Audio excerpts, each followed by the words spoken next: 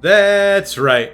Back at it again. Full Custom Hot Dog here, doing a little movie review, something that's being talked about to death, which I don't mind. We're talking about the Snyder Cut 2021 of Justice League, presented as Zack Snyder's Justice League. A very apt title, as this is very much his vision. I'm not too sure the best way to talk about this movie, so we'll start with a few pre-qualifiers, I suppose. One, this is something that I was very heavily anticipating. I feel like you should know that before you hear me talk about it, because then, it's easy to hear my reaction and go, well, he's already excited, so whatever. And if you do feel that way, I don't really care, because I did enjoy this a lot. But that's one thing you should know. I was very excited for this for multiple reasons. One, I never thought we would see this movie. The fact that we got it is completely incredible, and I'm still in awe. If you don't know the history, it's gone through quite a lot of trouble. There was, what's his name? Joss Whedon finishing it for Zack Snyder due to a death in Zack Snyder's family with his daughter. Very terrible. And so Whedon, and he didn't have the easiest task. He had this just crazy ass script, I'm assuming, and it was just like, you want me to do what? And apparently he reshot most of it from what I'm reading. Apparently it only used 10% of the footage Snyder shot, which we'll talk about some of that, of course. So that's one thing you need to know. Two, I love the idea of cursed film, and by that I mean movies that we were supposed to get and never got, because this could have easily been one of them. But we got it, it's here, and that's incredible. It'd be like suddenly a studio going, you know what, Jodorowsky? How about you finish Dune, nerd? And then they're like, boom, here's money, money, money, money. And they somehow make that in the way he wanted to. To me, it's right in that same vein of these movies that we were just never supposed to get. But this is one that we did get. And if you know of any others that we got, let me know. I'm curious, of course. But we're here. The Zack Snyder presents the Justice League cut. Very shocking. Very surprised. If you haven't seen this... Well, I've seen a lot of people asking, should I see this? What if I didn't like the original Justice League? And I think it's such a different movie that, yeah, you should. If you even have the slightest interest. I don't know if this is good for you if you don't like comic book movies, but I can tell you what he's crafted here is a pretty good epic, in my opinion anyway.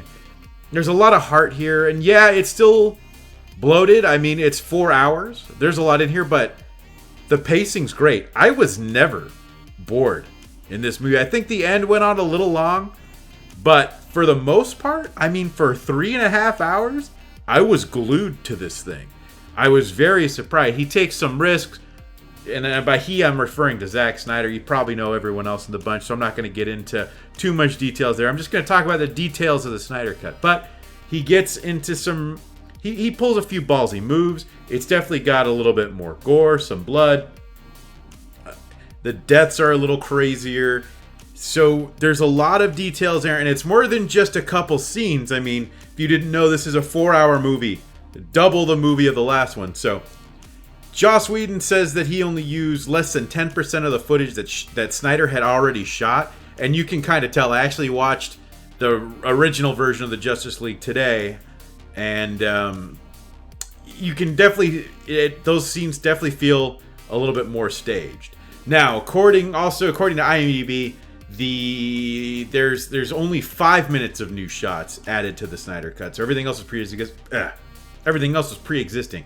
Those stand out too. You could very much tell what those shots are, and it's because the green screen looks rough on them, and I'm fine with that.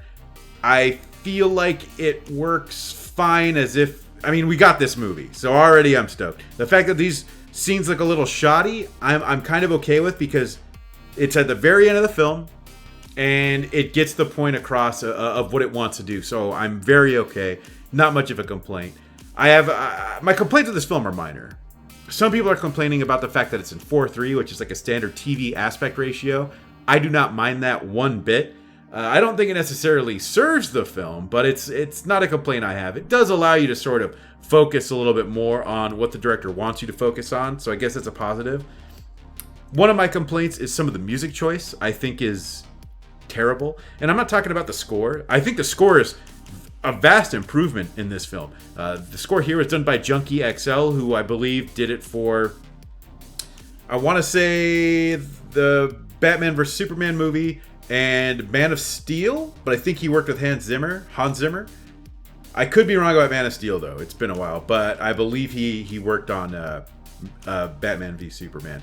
But the original score was done by Tim Burton, by the way, so I think that's worth mentioning too, because that score is good, but I don't think it does the film justice.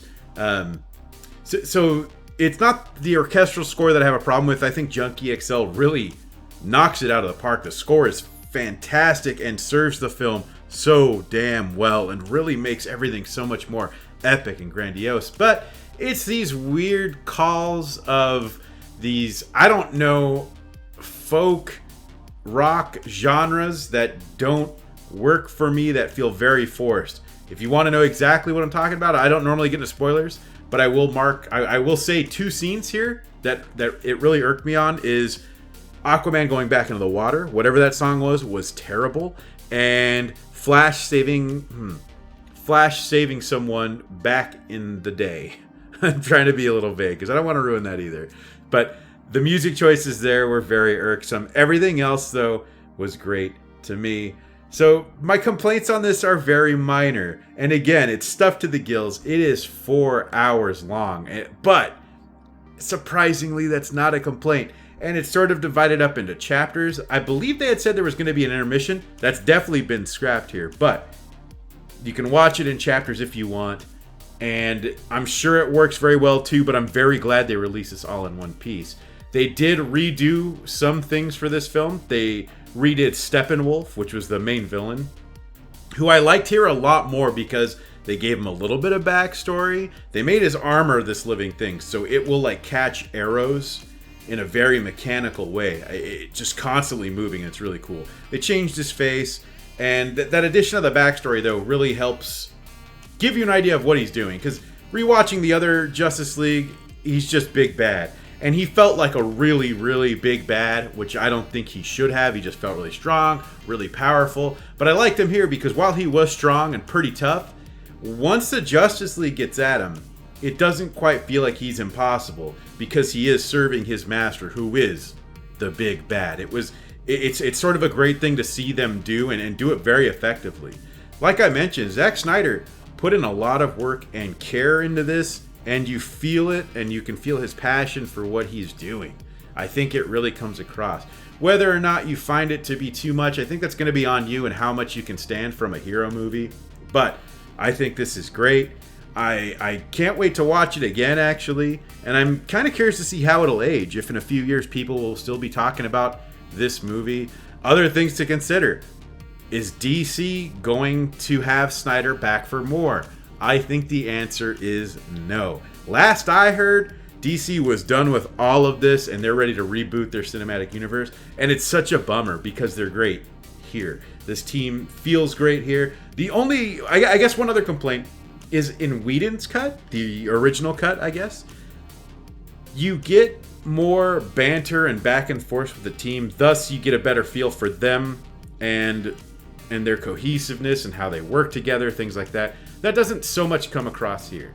This movie does seem to focus a little bit more on Cyborg as well, which I really liked Cyborg in the original cut and was very disappointed that there wasn't more of him because he has a lot to deal with and they hint at it, but they don't give you too much. And in the Snyder cut, it is very much front and center. It's said in an interview, Snyder says that he's the heart of the movie, and he wasn't kidding. He really is. And it's great because it's a really gnarly story. In terms of how this fares to the comic books, I would say in 2021, in a current nerd society, I'm a casual with my knowledge. If this was 2000, 2001, I would say I had a pretty decent comic book area of knowledge. But nowadays, I'm just a filthy casual. To me, I'm not so concerned with faithfulness anymore. I don't think you can be because when they make these movies, you're lucky if they give a shit about the property they're making it on. Comics are luckier than something like video games, where they take a lot more liberties. In comics, they try to stay a bit true to the source. I do feel, however, that it's true to the characters that have already been established. Superman, Batman. Superman's got a great little arc here too. Him coming back just feels like such a triumph now. There's a lot of things that just feel big and epic as they should have been. It makes me bummed that we'll probably never get more, because if you haven't heard, Snyder ends us on a bit of a cliffhanger, which I don't know how you follow this up, because I don't think another movie, even another 4-hour movie, I don't think that would do it, which is a shame. Some people are just saying, I have a friend who was saying like, oh, he should be doing something else. Maybe he shouldn't be making movies. If you're going to make an epic, let's just make it epic, right? That's how I feel anyway. If you can keep me entertained for however long your movie, if your movie's 6 hours long and I am glued to it for 6 hours, I'm okay with that. Not everybody has that mentality. Some people have shit to do. I'm not going to fault you for that. I should have more shit to do personally. So that's more of a me problem, I guess. But this was absolutely a fantastic watch.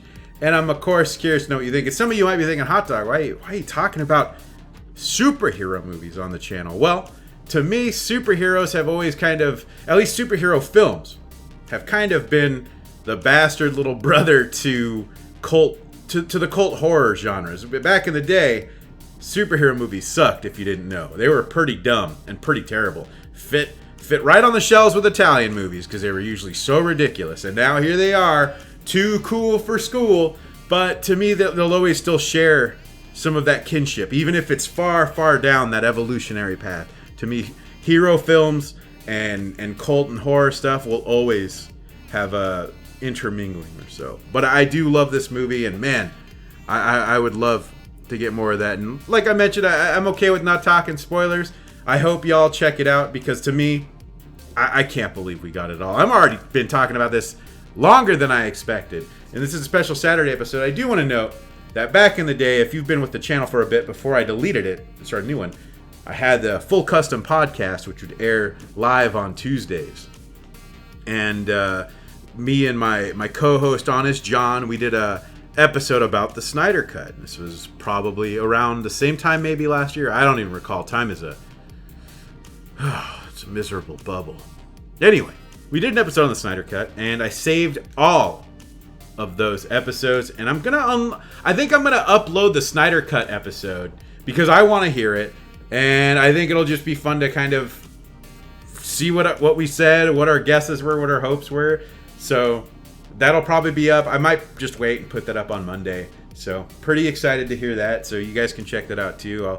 I'll explain it in the comments when I upload it, what it is. But anyways, enough of me rambling about Snyder Cut related nonsense. Zack Snyder's next film, he's got that Bank Robbery of the Dead movie. I know it's not called that. What is it called? Let's see. Army of the Dead. So that's coming. But I'm kind of hoping that he sort of rebuilt his clout and DC, because it feels like when Warner Brothers makes these DC movies, they don't know what they're doing until they do it. That's what it always feels like to me.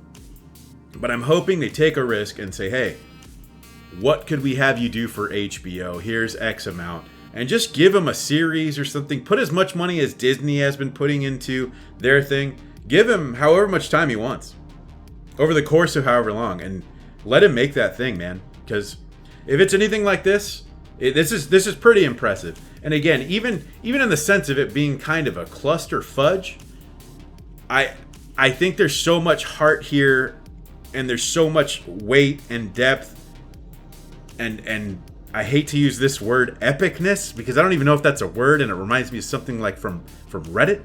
But there's so much of all of that it comes through, and it shines through, and it makes it just, I don't know, it resonates, I think. So hopefully those comments hold up in a few years, and I don't watch this again, I go, holy shit, what was I thinking? But I guess in one other thing, this will most likely be an insta buy for me for sure. If they came out with the Snyder Cut Deluxe Edition with a bunch of garbage, and a tin, I'll probably buy that. I'll probably insta buy that. I cannot wait to pop a 4K disc of this in and eat it up, as I'll be doing that. So, of course, I want to know what you guys think in the comments. I love our banter. But I'm your host, Full Custom Hot Dog. You could follow me on Twitter. It's Full Custom Hot Dog without the last O, because that is just too long for Twitter. So, thank you all for watching, and until next time. If you like what you see, I love what I see. Make sure to hit that subscribe button and the bell for notifications so you can watch whatever comes next. And if you like the music you hear, you can follow me on SoundCloud and Spotify. Check the description for links.